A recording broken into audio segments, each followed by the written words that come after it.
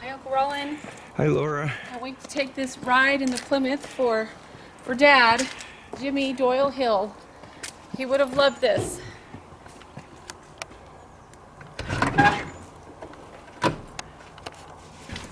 So, wow. Go for a ride. We used to call it old paint because when I had it painted, it was no longer new paint. I mean, it was no longer old paint, it became new paint. Awesome. All right, here we go. All right, everybody. Here we go. You were saying that you have never ridden in this car. That's right, I never have. In fact, I don't think I ever knew it could go anywhere. Well, most of those years, many of those years it couldn't. I drove it exclusively up until I bought my Pinto in '73. I bought a new Pinto. And so I retired this for a while. Uh-huh. And I resurrected it in the late '70s, and I drove it for a few years in the late '70s. Uh-huh. And off and on since then. With that kind of history, I'm really excited that this 1950, what year is this? 50. 1950 Plymouth is on the road. We're on Willow Creek Road. We're driving by Anjamar and doing a little victory lap for Dad.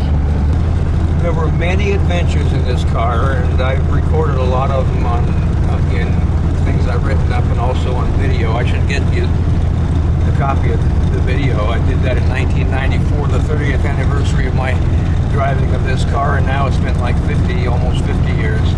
But Jim was involved in a lot of those adventures, and I told a couple of them last night, or yesterday. Uh-huh.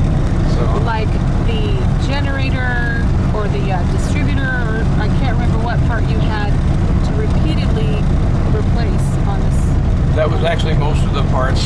But the generator and the regulator in particular. And, Yeah. You know, Jim had a lot of answers. He didn't have a lot of time. You know, it was a rarity and a special rarity when he had a little bit of time, you know, to guide me. And I kind of thought he knew everything, you know.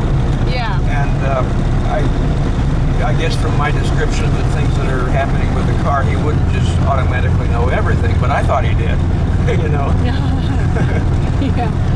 Well, it sounds like he knew more than you at that time. Oh yeah, definitely. So I'm going to pan around a little bit so they see what we're doing here.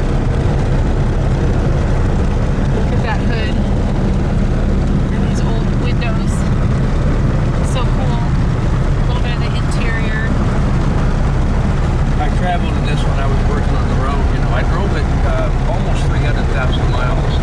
Oh my goodness. And that's low compared to my other cars. I've driven about 2.5 million Wow. in various cars. I can't even imagine this car going over 300,000 miles. I took it on in 1970. I had a week paid vacation from Gemco, and I had like 80. I think I was taking home $84 a week. Uh-huh. And so I figured out how I could do that trip, 4,000 mile trip on $84. And I think I came close to that. Back then you could do that even though I was only getting about 15 to 16 miles per gallon. Uh-huh. Gas was 32.9 in most places, Uh-huh. cents a gallon. And I camped out a lot. And I went to Albuquerque, I went to Denver, I went into Wyoming, and then came down through Idaho and California. Oh. Okay, this is the air conditioner. Now pan up. Oh. So that's the air. So it's basically a flap that allows air in. Yeah, and then this here. And that's the other air. That's the four-way air That conditioning. over there. At the moment. Yeah. That's okay. We don't want it to fall anywhere. Right. So yeah, we have our air conditioning, as you can see. But I also have a window air conditioner. I was going to put it on, and I didn't have time. It's a little swamp that hangs from the window. You put water in it, and it blows air through the car. What? It's a little swamp cooler. In the car. I think it's either in the trunk right now, or it's sitting alongside in the carport. I'll show you when we get home. Oh my gosh. I never knew that about cars. Yeah. Probably mine. That's fairly slow, I think. On the video, she's told it a couple of times. April? Yeah. She drove it to San Francisco with Robin. In this car? Yes. Uh-huh. She tells a great story about it. Wow. I showed her how to, the automatic choke wasn't working, and so I was doing it manually, and I had to physically go out and pop the hood and set the choke on the carburetor so it would start easier. Oh my And I gosh. showed April how to do it, and she totally got it. And guys would see her under the hood leaning in, all dressed up with her white gloves and whatever she was wearing, and reaching into the carburetor. They'd offer to help. She'd say, "Oh no, I got this. I know what to do." And they'd watch her set the carburetor and get in and start the car. It was hilarious. And then when she picked up Robin, I had forgotten to tell her that the door was not attached on the hinges. I was in the process of adjusting it, and I just got it closed and just sitting there. Oh So no. Robert takes the handle and opens the door, and it comes off. So he had to pick it up and get it back on there. But she tells it much better. I'll have to ask her to retell the story too. Yeah. Yeah.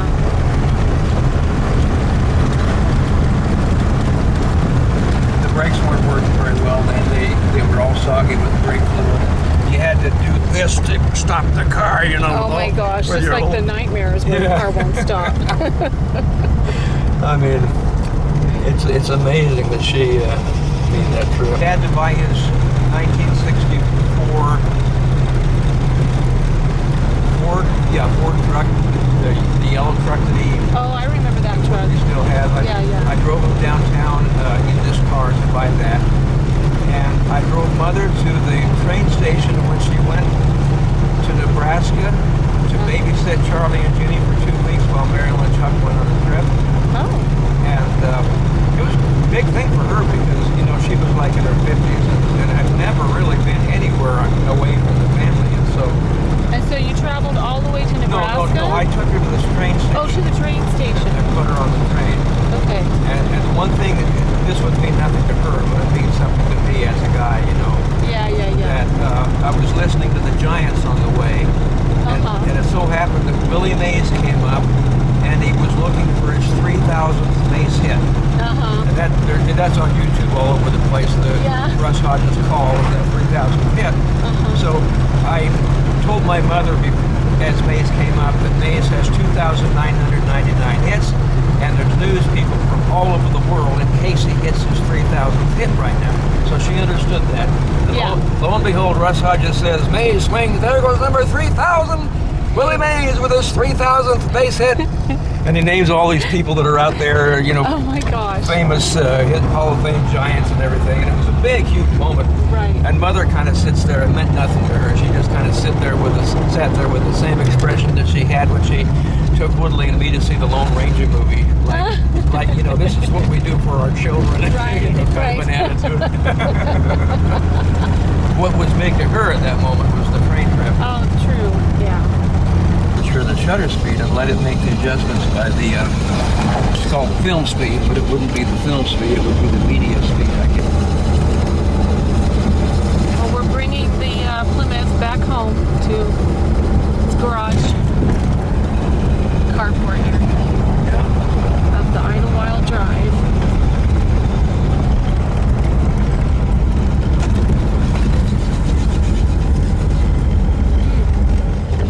It really does have its own spot in the carport.